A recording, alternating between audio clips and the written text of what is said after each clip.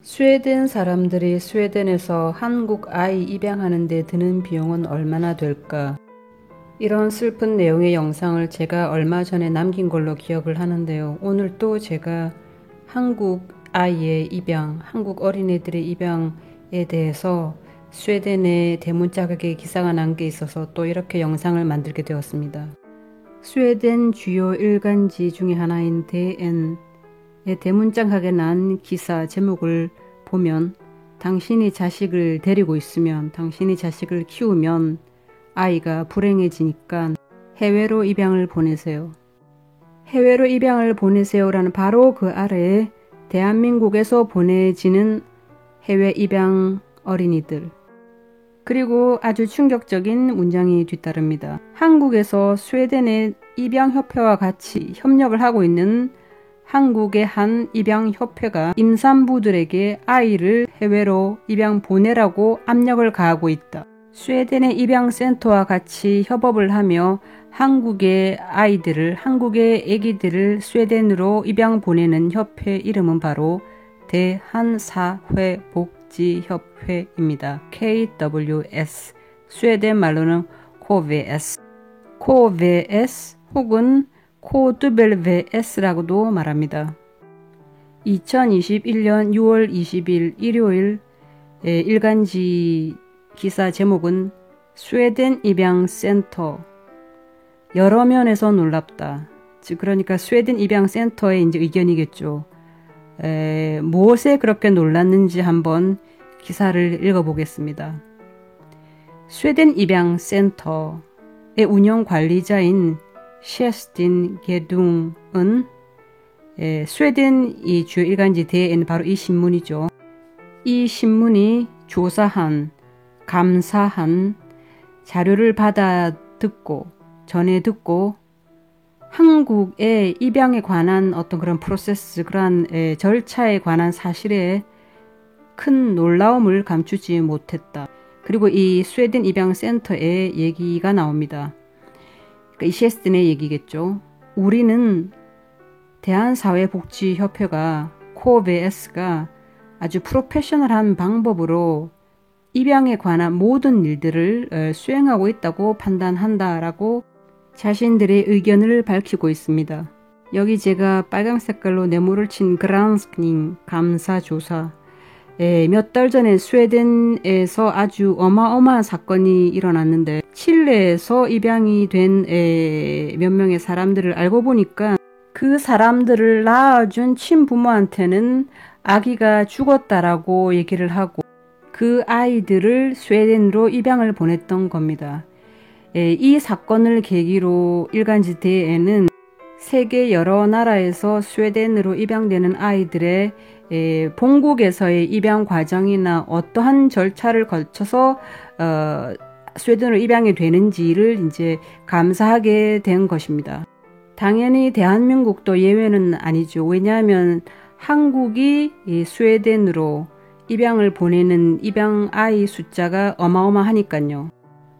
수십 명의 여성들이 대한사회복지협회가 한국 임산부들에게 자신의 아이들을 해외로 입양 보내는 것을 선택하도록 압박을 가해왔다라고 증언을 했다고 합니다. 법적으로는 이러한 입양 기관들은 사리사욕이나 어떤 그 기관, 회사의 이익을 위해서 입양에 관한 조언을 한다거나 입양을 권해서는 절대로 안 됩니다. 그런데 실제로는 입양에 대한 상담을 받으러 온 사람들이 입양 상담에 대한 순수한 상담 자리가 아니라 이것은 실제적으로는 세일즈 미팅이 되었다라고 신문을 쓰고 있습니다. 여기 빨강 색깔로 네모가 쳐져 있는 우퍼티스트, 이 말은 누구 편에도 서지 말고 아무 편에도 서지 말고 중립적으로 자신의 입장을 밝혀야 된다라는 뜻입니다. 그러니까 입양을 보내라 라고도 말을 해서는 안 되고, 입양을 보내지 마라고도 말을 해서는 안 되고, 중립적으로 이제 100% 순수한 조언만을 해야 된다라는 거죠. 그런데 이게 실질적으로는 셀리 메었다, 여기 녹색 네모칸이 세일즈 미팅이 되었다. 스웨덴 입양센터의 의견은 이러합니다. 우리가 당신들한테 받은 그러한 감사 자료는 한국의 대한사회복지협회가 우리들한테 보고하는 내용과는 다르다. 하지만 많은 부분에서 놀라운 건 사실이다. 왜냐하면 오늘날 한국의 대한사회복지협회가 해외 입양을 하는 데에는 그렇게 남는 장사가 아니기 때문이다. 즉 이 말은 오늘날 요새는 해외로 아이들을 입양 보내는 것은 손해나는 장사, 손해나는 사업, 비즈니스이기 때문이다. 스웨덴 센터 관리자에 의하면 한국의 대한사회복지협회가 한국 정부로부터 받는 보조금, 지원금은 입양 비용의 일부만을 충당하기 때문이다. 그러니까 해외 입양을 권장을 할 필요가 굳이 있을까? 이런 식으로 이제 이 신문사의 감사 자료에 놀라운 부분을 표하는 거죠. 그렇다면 요새 오늘날은 해외로 아이들 입양 보내는 게 손해보는 장사라면 그렇다면 과거에는 남는 장사였단 말인가? 남았다면 과연 얼마나 남았을까? 이런 의문점을 가지게 됩니다. 손해나는 장사라는 것을 스웨덴 말로 여기 녹색 네모칸에서 볼 수가 있습니다. Förlust affär, 손해보는 사업. 그래서 지금 굳이 세일즈 미팅, 실제적으로는 입양에 대한 조언을 주는 자리가 아니라 세일즈 미팅이라고 했으니까 굳이 이런 단어의 의미에서 이 상황을 본다면 한국 임산부들이 해외로 입양 보내지 않고 자기 아이를 키우는 편이 오히려 대한사회복지협회한테는 더 좋은, 더 이득이 되는 일이라고 생각을 합니다. 라고 스웨덴 입양센터장이 얘기를 하고 있습니다. 한국에서 부모로부터 버림을 받는 아이들이 계속해서 나오는 큰 원동력은 큰 이유라고 쓰지 않습니다. 원동력이라는 단어를 이 센터장은 자신의 메일에 썼습니다. 무엇보다도 한국의 미혼모라는 오명 때문입니다. 미혼모라는 이 오명이 점점 없어지고는 있지만 한국 사회에서 안타깝게도 없어지는 속도가 느립니다. 라고 그녀는 자신의 메일에서 답변하고 있습니다.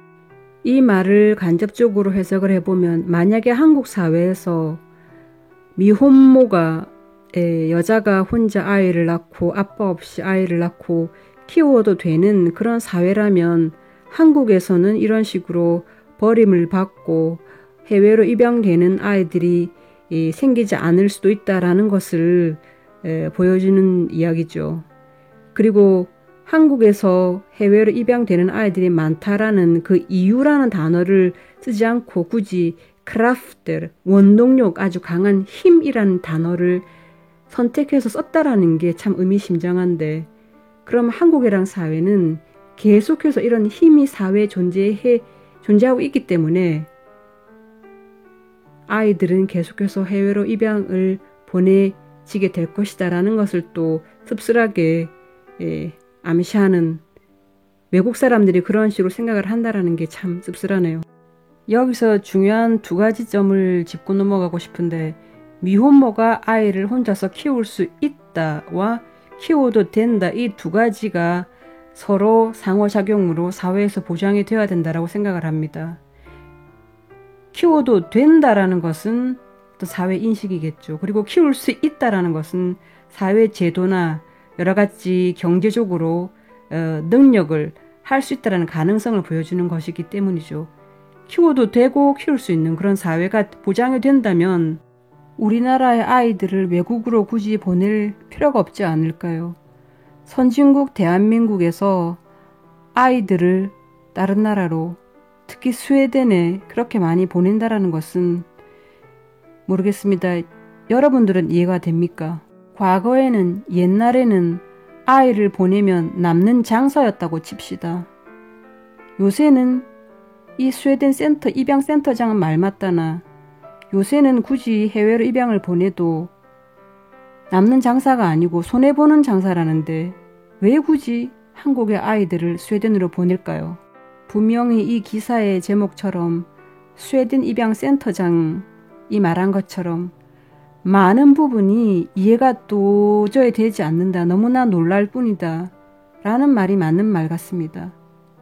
자기 나라 아이들을 자국 내에서 키우는 게 오히려 더 좋은, 더 이득임에도 불구하고 굳이 손해보는 장사를 하며 아이들을 외국으로 보내는 것도 이상하고, 손해를 보면서까지 자기 돈을 들여서까지 아이들을 스웨덴으로 계속해서 보내는 것도 이상하고, 어떤 이유가 있을까요? 아이들을 스웨덴으로 보내는 이유가 도대체 뭘까요? 스웨덴 입양 센터장에 의하면 대한사회복지협회는 한국 정부가 발행한 공식 매뉴얼을 따르고 있다고 합니다. 이 매뉴얼은 입양 상담 내용과 입양에 관한 부모 동의 시기와 또 동의가 어떻게 작성되어야 하는지를 명확하게 규정하고 있다고 합니다.